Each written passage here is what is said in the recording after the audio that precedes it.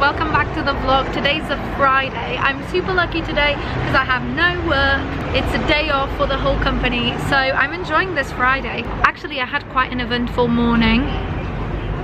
House issues with mice. I don't even want to talk about it. I'm having lunch now. I'm in South Kensington because I want to go to the Victoria and Albert Museum. There's a menswear exhibition that I want to go to and I want to see. I'm in Tombo. I'm going to have some sushi for lunch. I'm so excited. I'm listening to But Am I Wrong podcast. I have my book with me as well if I want to read a little bit. Just waiting for my food. Normally when I go to restaurants I tend to ask for the table inside, but today talking to you, why not outside? How exciting. My makeup, I tried for the first time the Charlotte Tilbury Hollywood Contour Wand, the contour, the highlight, and I also have the Glowgasm blush. Try them today. I never wear cream products. I think it looks alright, but I don't quite know. I feel like I need to perfect my way to do that because it's not really good. It's not yet perfect. I have dinner booked quite early at 5.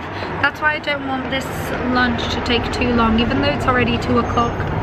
I'll go to the exhibition, walk around, and then go to dinner. I'll take you along with me. It's gonna be great fun. It's actually so close to Easter right now. I'm so excited to go home. It's gonna be better weather at home. I want to get a little bit of sun on my face. Also, I ordered hoops for my helix piercing.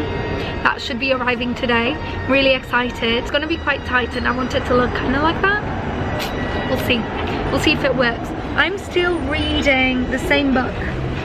It's my first book of the year. I'm still reading The 7 Husbands of Evelyn Hugo. Where am I? I don't think I'm that. I never use a marker, and then this is so stupid. I don't use markers on books because I don't like it, and now I don't know where I am. I don't know if I'm in chapter 25 or 26. Don't quite remember.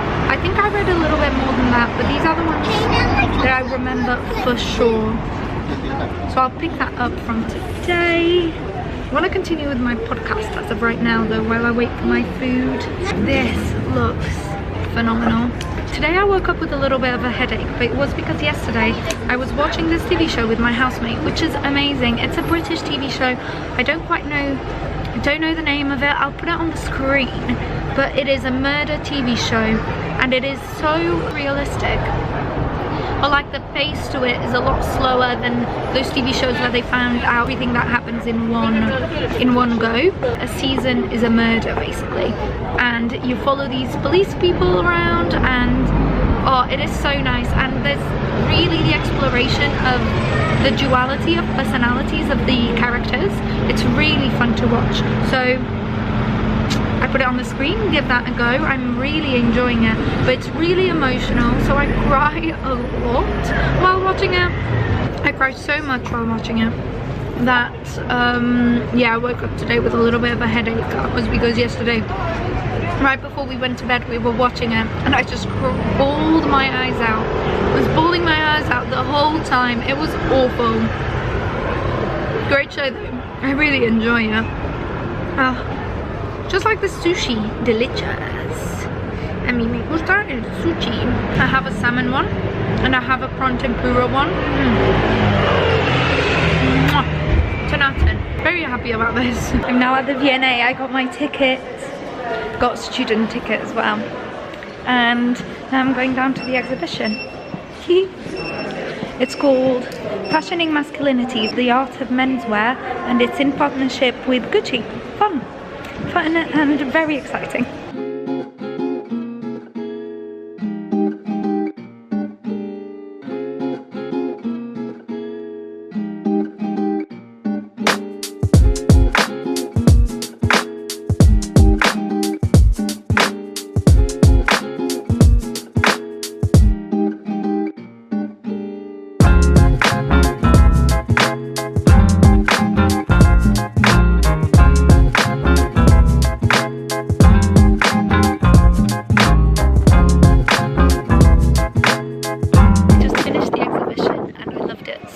so much. So many notes on it.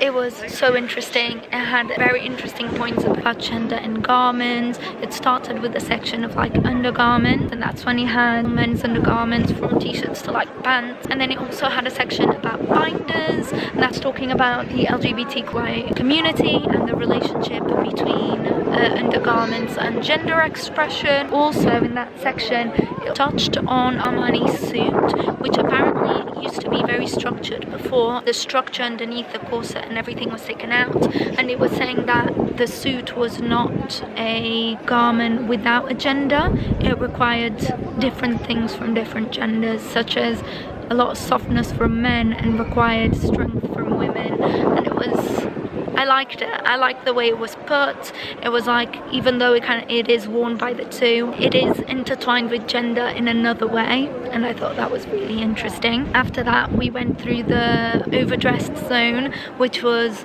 just, you know, back in the day, kings, queens, the way they dressed and had very vibrant colours, and it was just almost a bit too much. And then we moved on to this pink section, which in the 18th century wasn't related to gender whatsoever. It was just proof of wealth, really, because it was really expensive to get pink dyes, and its connotation was the same as red, so it was a colour of power. And then in the 20th century, that's when its correlation with gender changed, and that's when men stopped wearing pink. After that, we had a little colour section, so it had the explanation of red, indigo, orange, green and yellow, and it had some like examples. The garments were all beautiful. And then we moved on to the flower power section, which goes about the evolution of flower power and how in the 1700s it was just flower motifs. In the 1800s it was about abstract design, such as different prints from Persia and India. And then later in the 1960s, that's when it became the hippie-like style, as I think of it. Previously in the overdressed, we had seen how Southern Europe had influenced the rest of the world, mainly Britain and Germany, to be brighter and wear brighter colours. Now we moved on to a mid-18th century when English designs become in fashion, and therefore we see very straight tailoring, very sober colours, neutrals, brown, very long-lasting wool, because that is what Britain has the most. After that, in the mid-19th century, that trend continued, where now men were wearing mostly black.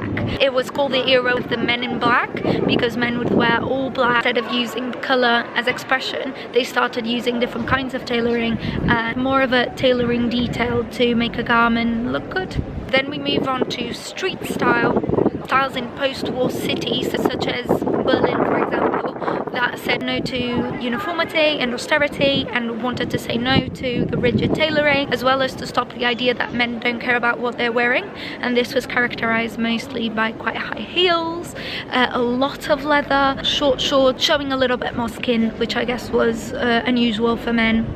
And then we go to this area, which is the suit dissolved, which are now mainly inspired by women's wear, and where the suit is now seen as the canvas, the base, and now you need to add stuff onto it. There were so many garments, they were delightful. The sparkly suit by, I'm gonna butcher people's names, the sparkly suit by Haida Ackerman, which Timothée Chalamet wore in the red carpet for the premiere of June, and oh, that was beautiful in person, the way it sparkled. It was very masculine but like lovely.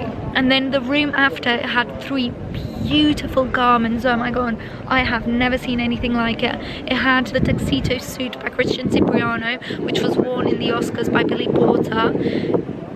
That dress, that garment, oh my god, that dress is beautiful.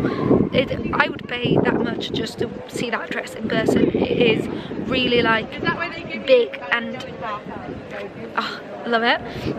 And then there was also the Gucci dress that Harry Styles wore when he was the first solo male artist to be on the cover of Vogue, made of lace. There was a dress by Ella Lynch and Mystique Couture, which was worn by Bibini Bomboulash on the final of Drag Race Season 2.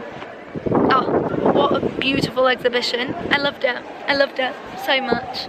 It was just beautiful garments. I loved the explanations and the way it was divided in areas.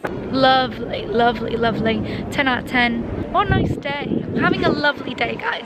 I love when I go to art exhibitions and they're like exactly what I wanted. This was more than what I wanted, honestly. I've been to one here before by Dior, which was really good. I think the paid exhibitions in the V&A tend to be really good from my experience, but I do tend to come to the fashion ones quite a bit. I enjoyed the Dior one, which was the history of Dior over the decades. I loved this menswear fashion one. Very happy days, happy days. It's now 4 o'clock. I have dinner at 5, so let's check City Mapper and see how long it takes me to get to Liverpool Street Station from here. We just made it to dinner. We have our food here. I have some delicious ricotta, what are they? Ricotta ravioli with mushroom and truffle sauce. So excited.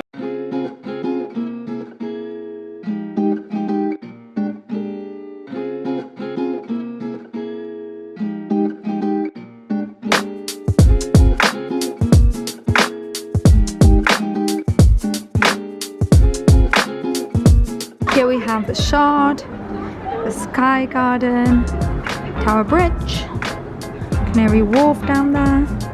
Fun.